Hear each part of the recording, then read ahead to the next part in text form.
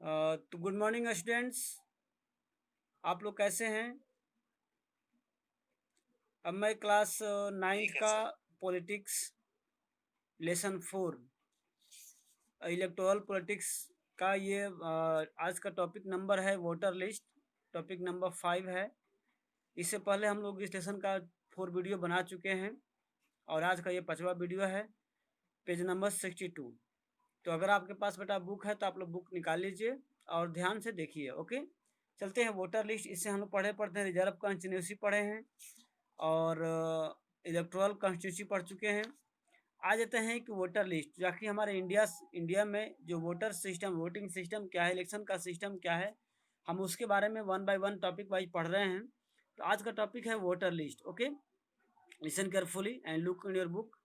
Once the constituency are decided, the next step is to decide who can and who cannot vote. That means हमने पढ़ा कि according to the लोक सभा election या according to the Vidhan Sabha elections, our country divided among the groups. This group is known as the constituency. बेटा constituency divide करने के बाद या डिसाइड करने के बाद अब अगला स्टेप होता है कि उस कॉन्स्टिट्यूंसी में रहने वाले लोग होते हैं, उसमें से कौन लोग वोट के लायक एलिजिबल होते हैं, कौन लोग वोट नहीं दे सकते हैं। तो अगला वो बनता है वोटर लिस्ट। तो आप लोग को पढ़ाऊंगा वोटर लिस्ट को हम लोग पढ़ते हैं इलेक्टोरल रूल भी कहते हैं, इसका नाम होता है इलेक्टोरल रूल। तो आखिर ये कैसे डिसाइड होता है कि कौन पर्सन जो है वोट देने के एलिजिबल है, कौन पर्सन वोट देने का एलिजिबल नहीं है। ये कब होता है? इलेक्शन के पहले, कितना पहले होता है, इसका लिस्ट मेंटेनेंस होता है। तो देखते हैं, आगे चलते हैं। तो this decision cannot be left the any one till the last day. यानी कि ये जो जो निर्णय है, जो डिसीजंस है कि कौन वोट देगा कौन नहीं देगा, ऐसा नहीं कि इसका डिसीजन वोट के दिन होता है। इसका डिसीजन जो है वोट से बहुत पहले ही जो वोट आपके इलेक्शन कमीशन है उसके द्वारा ये कंप्लीट कर लिया जाता है। In a democratic election, the list of those who are eligible to vote is prepared much before the election and given to everyone. बेटा डेमोक्रेटिक कंट्री में, यानी कि जहाँ प्रजातांत्रिक व्यवस्था है, उस कंट्री में जो वोटर लिस्ट है कि कौन पर्सन वोट देने के लायक एलिजिबल है, कौन पर्सन नहीं है, इसका प्रिपरेशन वोट से बहुत पहले ही कर लिया जाता है। Okay, this list is officially called electoral roll. और इसका जो ऑफिशियली के तौर पे, यानी कि ऑफिशियल लैंग्वेज में हम लोग इसे क्या कहते हैं? Electoral roll. याद रखिएगा, what is the other name of voter list? What is the other name of voter list? तो क्या बोलते हैं इसको? Electoral roll. Okay, and it is commonly known as the voter list. और इसे आम बोलचाल भाषा में क्या बोलते हैं? वोटर। या सुना होगा वोटर लिस्ट में नाम नहीं है, ऐसा लोग कहते हैं, या वोटर लिस्ट में नाम ऐड हो गया है, या मेरा वोटर लिस्ट में नाम गलत है। तो वोटर लिस्ट क्या है? A list containing the name and details of the voter. यानी कि एक ऐसा लिस्ट है जिसमें वोट देने वाले कैंडिडेट्स का नेम और एज, विलेज और एड्रेस का उसमें डिटेल लिखा हुआ होता है। ओके, तो उससे बोलते हैं voter list. This is an important step for it is linked to the first conditions of a democratic election. और डेमोक्रेटिक इलेक्शन होने का सबसे पहला ये प्रमाण है, पहला कंडीशंस है कि प्रत्येक आदमी को, यानी कि प्रत्येक सिटीजन को राइट हो क्या? सब लोगों को वोट देने का। यानी कि every one should get an equal opportunity to choose representative. यानी कि इसके माध्यम से क्या होता है कि सभी लोगों को यह अधिकार मिलता है कि चाहे देश के किसी भी एरिया के लोग हों, किसी भी कास्ट के हों, किसी भी रीजन के हों, क्या है, सभी लोगों को अपना रिप्रेजेंटेटिव, अपना जो क्या बोलते हैं, उत्तराधिकारी, सॉरी, जन प्रतिनिधि या प्रतिनिधि चुनने का अधिकार होता है। In chapter 1 we read about the principle of universal adult franchise. आप लोगों को पढ़ाया गया है फर्स्ट लेसन में यूनिवर्सल एडल्ट फ्रेंचाइजी, यानी कि इसके वयस्क मताधिकार इसको बोलते हैं। इसे क्या बोलते हैं?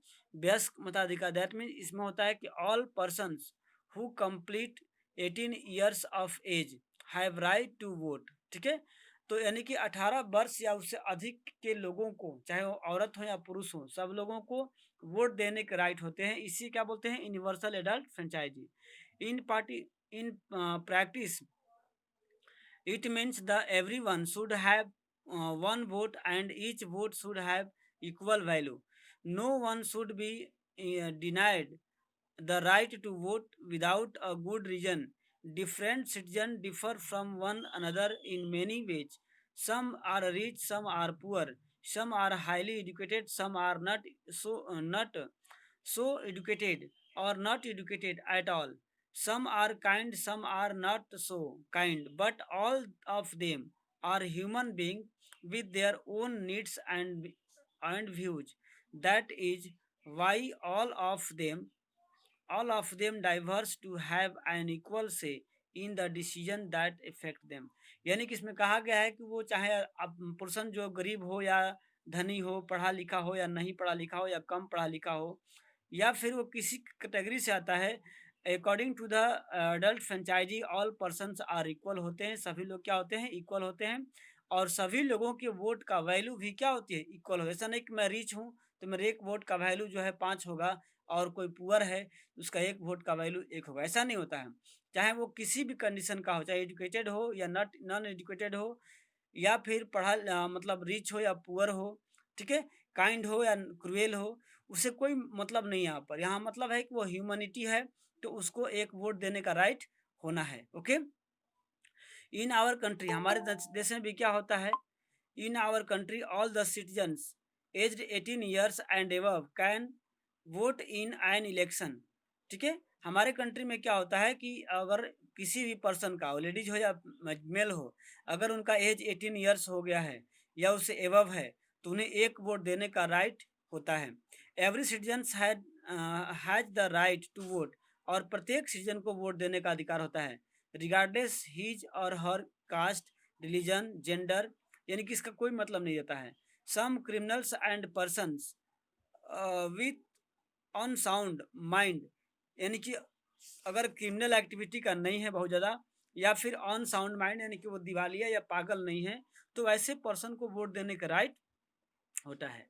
But only in rare situation, लेकिन कभी कभार किसी सिचुएशन में होता है। It is the responsibility of the government to get the names of all the eligible voters put on the voter list. अब बेटा ये सरकार का जिम्मेवारी बनती है कि जो नागरिक या जो सिटीजन 18 ईयर्स या अधिक के एज में हो जाते हैं, तो उन्हें क्या करते हैं? उनका जो है नेम वोटर लिस्ट में ऐड कर देती है, ताकि वो नेक्स्ट इलेक्शन में वोट देने का उनको अधिकार मिल जाता है। Name of those who move out of the place और who are the dead or related. और ये भी जिम्मेवारी बनती है वोटर लिस्ट बनाने के समय कि जो पर्सन अगर एरिया चेंज कर चुका है, कंट्री छोड़ चुका है, या उसका जो सिटीजनशिप कहीं और का हो जाता है, या वो पर्सन डेड कर जाता है, मर जाता है, उसकी मृत्यु हो जाती है, तो उसका नेम भी क्या होता है? उस वोटर लिस्ट से डिलीट कर दिया जाता है। यानी कि वोटर लिस्ट मेंटेन करते हैं। इस मेंटेन में क्या होता है कि न्यू नेम जिनका 18 ईयर्स एज कंप्लीट हो जाता है, उसका नाम जो है वोटर लिस्ट में ऐड होता है। और जो लोग कंट्री को क्विट कर जाते हैं या फिर लाइफ मतलब डेड हो जाती है, तो ऐसे लोगों का नाम जो है क्या उसमें से निकल जाता है। A complete revision of the list takes place every 5 years. और इस प्रकार जो है वोटर लिस्ट को मेंटेन प्रत्येक 5 वर्ष में एक बार किया जाता है। Okay, this is done to ensure that the remains up to date. यानी कि मतलब है कि जो वोटर लिस्ट है वो अप टू डेट होता आता है 5 वर्ष के बाद, यानी 5 वर्ष में आता है कि after how many times voter list up to date, तो एवरी 5 ईयर्स। ओके बेटा, are you listening me or not? Reply me once again. आप लोग सुन पा रहे हैं मेरे को? आवाज जा रही है ना आप लोगों के पास? Yes sir. ओके बेटा, समझ में आ रही है ना? ओके ठीक है बेटा। तो in the last few years a new system of election photo and identity card, यानी किसको बोलते हैं? EPIC। देखिए आप लोगों के पास जो घर में अपने माता पिता या भाई, बड़े जो भाई हैं, उनका अगर वोटर लिस्ट है तो आप देखेंगे उसमें फोटोग्राफ भी है उनका, ताकि हम लोग को आइडेंटिफाई करने में, या फिर जो इलेक्शन के दौरान जो आते हैं इलेक्शन कमिश्नर या फिर उसको बोलते हैं एजेंट वगैरह, उनको आइडेंटिफाई करने में कि यही आदमी है कि नहीं है, उसमें क्या दे दिया गया है? उसमें दे दिया गया है आपको फोटो। ठीक है, वोटर लिस्ट के साथ आप देखेंगे वोटर आईडी कार्ड के पास। इससे पहले जो वोटर आईडी का बनता था उसमें फोटोग्राफ नहीं होता था, केवल नेम वगैरह होता था, एड्रेस होता था, माता पिता का नाम होता था। बट उससे क्या होता था कि उसकी जो मिसयूज हो जाते थे कभी कभार, तो इसलिए दे दिया है कि वोटर लिस्ट में मतलब वोटर आईडी कार्ड में उनका पर्सन का फोटो भी होता है, ताकि इजिली उनको पहचाना जा सके। This government has tried to give this card to every persons on the voter list. The voters are required to carry this card them they go out to the vote। यानी कि ये जो voter card होता है ये necessary होता है कि जब वोट कास्ट करने जाए, लोग जब वोट देने जाए तो अपना वोटर कार्ड क्या हो, साथ में लेकर के ही जाएं। Okay, so that no one can vote for someone else. इसका मतलब यह है कि क्यों किया गया है कि कोई भी व्यक्ति दूसरे व्यक्ति के बदले में वोट न डाले। ये नहीं कहते कि मैं ही दूसरा मतलब दूसरे नाम पर कोई नहीं डाल सकता है। Okay, but the card is not yet compulsory for voting. ऐसा भी नहीं है कि केवल जो वोट देने के लिए आपको वोटर कार्ड ले जाना ही कंपल्सरी है। अगर इन केस आपका नहीं है, गुम हो गया है किसी कारण बस, तो for voting the voters can show many others proof of identity like the ration card and driving licence. बेटा अगर आपके पास आधार राशन वोटर कार्ड गुम हो गया है, अगर आपका एज है वोटर लिस्ट में, आपका नेम है, तो जरूरी नहीं कि आप वोटर लिस्ट लेके ही जाओगे तो आपको वोट देने का वोट दे दिया जाएगा। इसके अलावा अगर आपको ड्राइविंग लाइसेंस है, राशन कार्ड है, आपको आधार कार्ड भी हो गया, तो आप उससे भी क्या कर सकते हैं, उसको आप दिखा करके अपना पहचान कि भाई मैं हूँ अभिनंदन मौर्य हूँ या मैं ही फलाना हूँ, तो आप उसको वोट को अपने दे सकते हो। अब देखते हैं नॉमिनेशन ऑफ द कैंडिडेट। ये तरह वोटर लिस्ट क्या होता है, वोटर लिस्ट कब मेंटेन होता है, वोटर लिस्ट कौन मेंशन करता है और ये कितने वर्ष के अंतराल में होता है। तो आपने देखा कि ये 5 इयर्स के अंतराल में होता है। और इसमें ओल्ड नेम यानी कि जो पर्सन डेड कर गए हैं या जो अदर जगह की सिटीजनशिप ले चुके हैं उनका नाम उसमें से मिटाया जाता है। और जो लोग नए लोग जो 18 इयर्स एज कंप्लीट करते हों, चाहे वो किसी भी कास्ट के हों, किसी भी धर्म के हों, किसी भी मेल या फीमेल के हों, तो उनका नाम उसमें कैरी ऑन होता है। ओके, यानी कि इसको मेंटेन करते हैं एवरी 5 इयर्स के बाद। तो आपने देखा इसको। अब हम देखते हैं कि नॉमिनेशन ऑफ कैंडिडेट। अब नॉमिनेशन क्या होता है, तो बता दूं आप लोगों को कि जो कैंडिडेट इलेक्शन कंटेस्ट करना चाहते हैं, जो व्यक्ति चुनाव लड़ना चाहते हैं, उन्हें एक फॉर्म फिलअप करनी होती है। ठीक है, जैसे रजिस्ट्रेशन हम लोग कराते हैं उसी प्रकार से उन्हें कहना पड़ता है कि मैं इलेक्शन में चुनाव लड़ना चाहता हूं या कंटेस्ट करना चाहता हूं। तो उसी प्रक्रिया को बोलते हैं नॉमिनेशन। उसे क्या बोलते हैं, नॉमिनेशन बोलते हैं। देखते हैं नॉमिनेशन की कैसे प्रक्रिया होती है, इसमें क्या क्या जरूरी होता है डॉक्यूमेंट देना, तो हम इसको देख लेते हैं। ओके ओके, तो we noted above that in a democratic election people should have to real choice। यानी कि हमने ऊपर के टॉपिक में देखा कि डेमोक्रेटिक इलेक्शन में लोगों के पास चॉइस होता है कि हम इनको नहीं चूज करेंगे उनको चूज करेंगे, हम उनको नहीं चूज करेंगे उनको चूज करेंगे। यानी कि मेरे पास कई कैंडिडेट्स होते हैं या होने चाहिए, ताकि हमें जिसको अच्छा लगे, जो हमें लगे कि हमारा ये रिस्पॉन्सिबिलिटी कंप्लीट करता है, मैं उसको चूज कर सकता हूँ।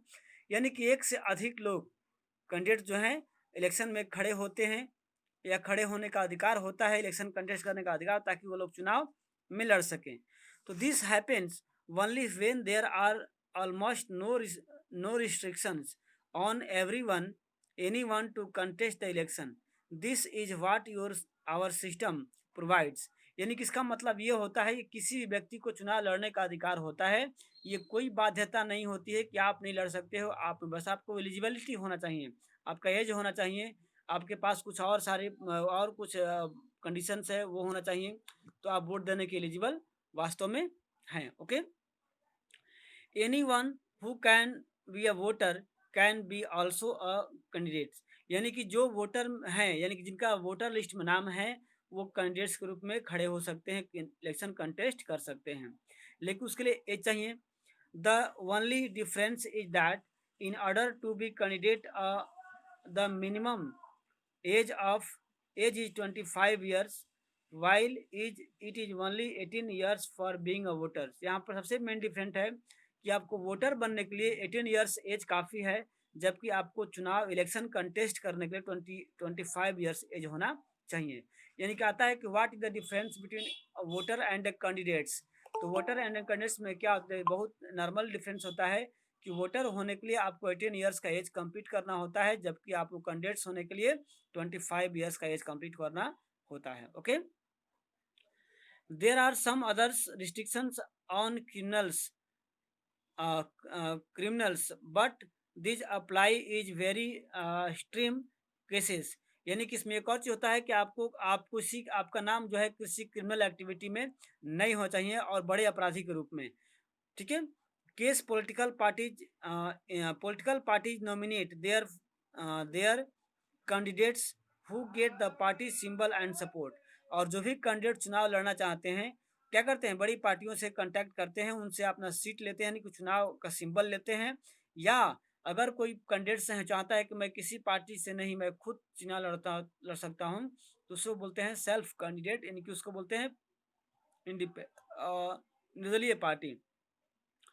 Party nomination often called party ticket.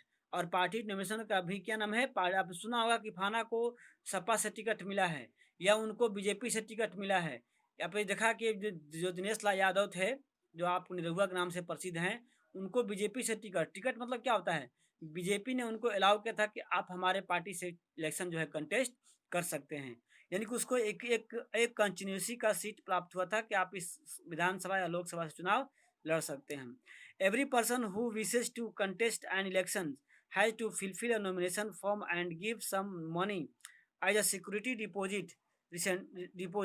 और कोई भी व्यक्ति, जरूरी नहीं कि हम पार्टी से ही चुनाव लड़े, अगर टिकट नहीं मिलेगा तो भी आप चुनाव लड़ सकते हैं। उसके लिए कुछ सिक्योरिटी मनी जमा करना होता है और कुछ इंफॉर्मेशन भी देना होता है। Recently a new system of declaration has been introduce on direction from the Supreme Court. और कुछ फिलहाल में कुछ नई डिक्लेरेशन चेंज हुआ है कि आप सुप्रीम कोर्ट में डायरेक्शन दे सकते हैं ताकि आप चुनाव लड़ सकते हैं। Every candidate has to make a legal declaration given full details of. और इसमें होता है कि प्रत्येक जो चुनाव लड़ना चाहते हैं कैंडिडेट्स, अपना पूरा डिटेल्स जो है उनको देना पड़ता है, नेम, एड्रेस, अपना क्या बोलते हैं एनुअल इनकम्स और बहुत सारे डिटेल्स इसमें होता है। देखिए इसमें क्या क्या होता है, serious criminals cases pending against the candidate. सबसे बड़ी बात ये तो है कि आपके ऊपर कोई क्रिमिनल केस तो नहीं है जो पेंडिंग पड़ा हो, ये उसमें फिलअप करना होता है यस या नो में। यस तो देखना पड़ता है किस टाइप का वो केसेस हैं। Details of the assets and liabilities of the candidate and his और हर फैमिली। उसमें देना होता है कि कोई कैंडिडेट अगर चुनाव लड़ना चाहता है तो उसके पास कितना संपत्ति है या कितना उसके पास उधार है, कर्ज है, ठीक है, उसके पास भी, उसके फैमिली के पास भी, सारा details. And education qualifications of the candidate. और जो कैंडिडेट चाहता है कि मैं चुनाव लड़ूं तो उसका एजुकेशन क्वालिफिकेशन भी देना जरूरी होता है। This information has to be made public. और ये जो भी आप लिखवाते हैं, जो भी कैंडिडेट लिखवाते हैं, इसको पब्लिकली देना होता है कि लोग जाने कि हम जिसको चुनने जा रहे हैं, जिसको हम इलेक्ट करने जा रहे हैं, वो कैंडिडेट कैसा है, क्रिमिनल एक्टिविटी का है, नॉर्मल एक्टिविटी का है, उसके पास कितने उधार हैं, कितने उसके पास पैसा है, या कितना पढ़ा लिखा है कैंडिडेट। इन सारे इंफॉर्मेशन जो है उसमें नॉमिनेशन फॉर्म में देना होता है। Okay, this provide an opportunity to the voters to make their decisions on the basis of the information provided by the candidates. और ये वोटर्स को इजी होता है भाई हम जिसको चुनने वाले हैं, जिसको हम इलेक्ट कर रहे हैं, वास्तव में वो कैंडिडेट कैसा है, वो जो चुनाव लड़ने वाला कैंडिडेट है वो कैसा है, कितना पढ़ा लिखा है, किस कैटेगरी का है, इन सारे इंफॉर्मेशन को जानकारी वहाँ से हमें मिल जाती है। ओके, तो अब हम नेक्स्ट टॉपिक कल पढ़ने वाले हैं इलेक्शन कैंपेन। इलेक्शन कैंपेन क्या होता है और इसमें टाइम कितने दिन का होता है, इसका नेक्स्ट टॉपिक में पढ़, थोड़ा लंबा लेसन है तो कोई बात नहीं, लेकिन हम लोग क्या करेंगे, 1 बाय 1 टॉपिक को समझ करके हम लोग पढ़ेंगे। ओके।